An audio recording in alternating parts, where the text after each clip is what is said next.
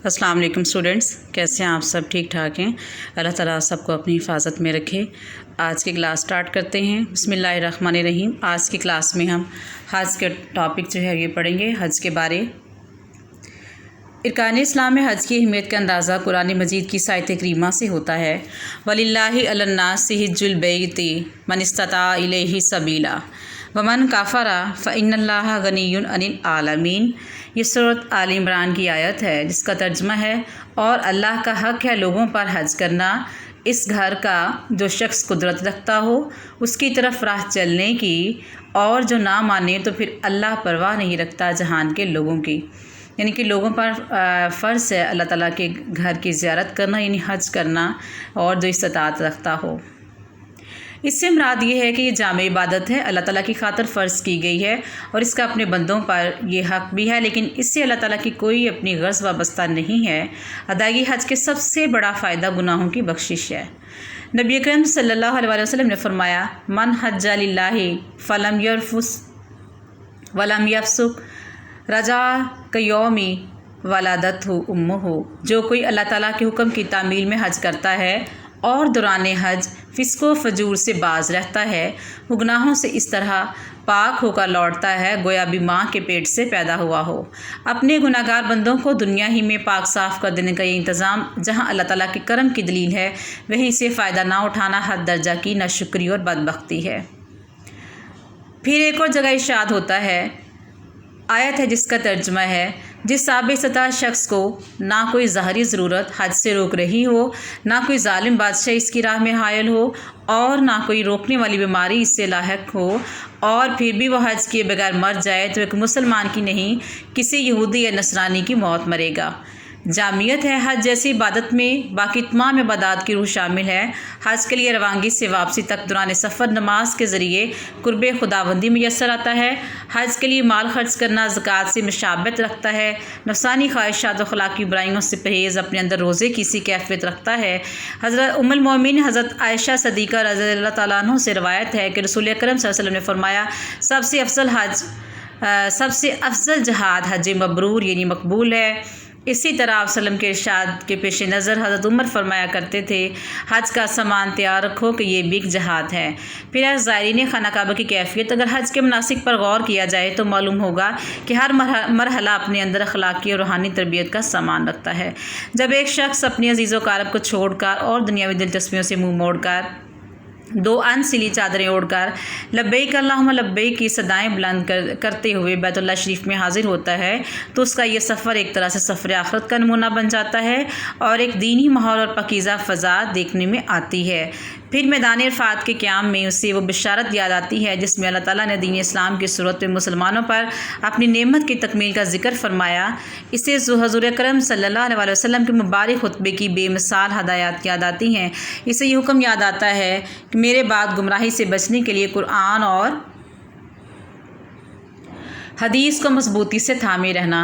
कुर्बानी करते वक्त हज़रत इब्राहीम अलैहिस्सलाम की बेनज़ीर कुर्बानियाँ याद आती हैं, और इसी तरह ऐसे में उसके लबों पर ये कलमात जारी होते हैं, इन्नस्सलाती व नुसुकी व महयाया व ममाती लिल्लाहि रब्बिल आलमीन ला शरीका लहु व बिज़ालिका उमिरतु व आना अव्वलुल मुस्लिमीन। कि मेरी नमाज और मेरी कुर्बानी और मेरा जीना और मरना अल्लाह ही के लिए है, जो पालने वाला है सारे जहान का, कोई नहीं उसका शरीक, और यही मुझको हुक्म हुआ और मैं सबसे पहले फरमाबरदार हूँ।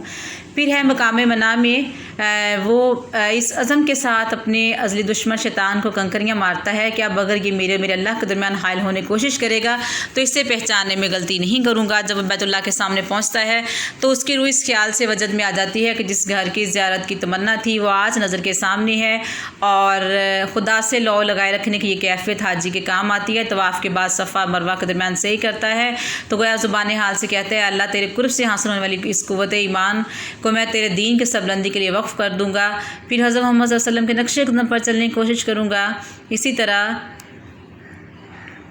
अल्लाहुम्मा इस्तामिलनी बिसुन्नती नबीय्यिका व तवफ़्फ़नी अला ملتی ہی واعذنی من مضلات النفسی، اے میرے اللہ مجھے اپنے نبی کے طریقۂ کار پر کاربند رکھ اور اس پر عمل کرتے ہوئے مجھے اپنے پاس بلا لے اور نفسانی لغزشوں سے مجھے محفوظ فرما دے۔ اور آگے ہے اس کے فائدے ہیں حج کے فائدے ہیں کہ حج کا اصل فائدہ جو ہے وہ یاد الہی تقرب خداوندی ہے، یعنی اللہ تعالیٰ کی قربت کا جو ہے وہ ہمیں شرف حاصل ہوتا ہے، اور پھر اس کے بہت سے معاشرتی اخلاقی فائد بھی ہیں، اور یہ مساوات کا ایک عملی مظاہرہ ہے۔ جب تمام دنیا کے مسلمان دنیا کے گوشے گوشے سے وہ مسلمان رنگ و نسل قوم و وطن کی امتیاز سے بالا تر ہو کر ایک ہی کلمہ لبیک اللہم لبیک دہراتے ہیں، ایک ہی کیفیت میں سرشار اپنے خدا کی پکار پر لبکے جا رہے ہوں، تو گویا وہ خدا کے فداکار سپاہیوں کی ایک فوج معلوم ہوتے ہیں۔ حج کا ایک اہم تجارتی اور اقتصادی فائدہ یہ بھی ہے کہ مختلف ممالک سے آنے والے حجاج خرید و فروخت کے ذریعے معاشی نفع حاصل کرتے ہیں۔ پھر ہے بچوں حج مقبول، حج کے تمام اجتماعی انفرادی فوائد سے ہم تبھی فائدہ اٹھا سکتے ہیں جب ہمارا مقصد رضائے الہی ہو، ہماری سرگرمیوں کا مرکز و محور دین حق کی سربلندی ہو، اور حج کے روحانی مقاصد پر نظر جمی رہے، تبھی ہمارا حج مقبول و مبرور ہو سکتا ہے۔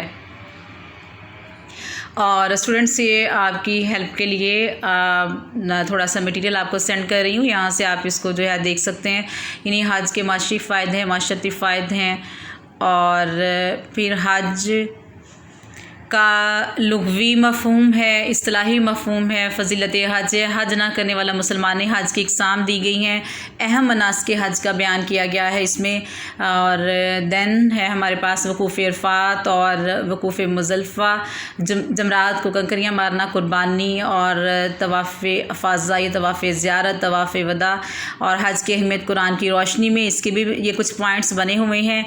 حج فرض ہے، حج نہ کرنے والے پر اللہ تعالیٰ کی ناراضگی ہوتی ہے، حج اور ذکر خداوندی، حج کے آداب، حج کے لیے زیادہ راہ، پھر حج حدیث کی روشنی میں، تو حدیث کی روشنی میں بھی ہے حج فرض ہے، افضل جہاد، حج مقبول کی جزا، حج کا فائدہ، حج نہ کرنے کی سزا۔ نیکسٹ ہے حج کے فائدہ و ثمرات، اس کو آپ اس طرح سے ہیڈنگس میں بھی لکھ سکتے ہیں۔ فائدہ و ثمرات کے بعد ہے ہمارے پاس یعنی کہ یہ سارے پوائنٹس بنے ہوئے ہیں، کسب حلال، بین الاقوامی تجارت ہے، مصنوعات کی نمائش گاہ ہے، تجارتی معاہدات ہیں، صنعتی و تجارتی معاملات، بے روزگاری کا خاتمہ، سرمایہ کاری، گردش دولت، سیاسی فائد، سیاسی لوگوں کا اجتماع، بین الاقوامی معاہدے، سیاسی مسائل کا حل، اسلامی تنظیموں کے پروگرام، حج مقبول، اور اس کے کچھ ہمارے پاس معاشی و ملی فوائد بھی ہیں، اخلاقی اور روحانی تربیت، آخرت کی یاد، قربانی کا جذبہ پیدا کرتا ہے جہاد، اور سنت کی پیروی کا جذبہ، اسلامی تاریخ سے واقفیت۔ جی اسٹوڈنٹس، اسی طرح آپ اس ٹاپک کو جو ہے ڈیٹیل میں ریڈ کیجئے گا اپنی بک سے، اور اس کے علاوہ جب آپ یاد کریں تو یہ جو میں نے ایکسٹرا مٹیریل بیٹے آپ کو سینڈ کیا ہے، یہاں سے آپ ہیلپ لے سکتے ہیں تاکہ آپ کا ایک اچھا کویسچن جو ہے وہ ڈیٹیل میں ریڈی ہو جائے۔ اوکے جی، ٹیک کیئر، اللہ حافظ۔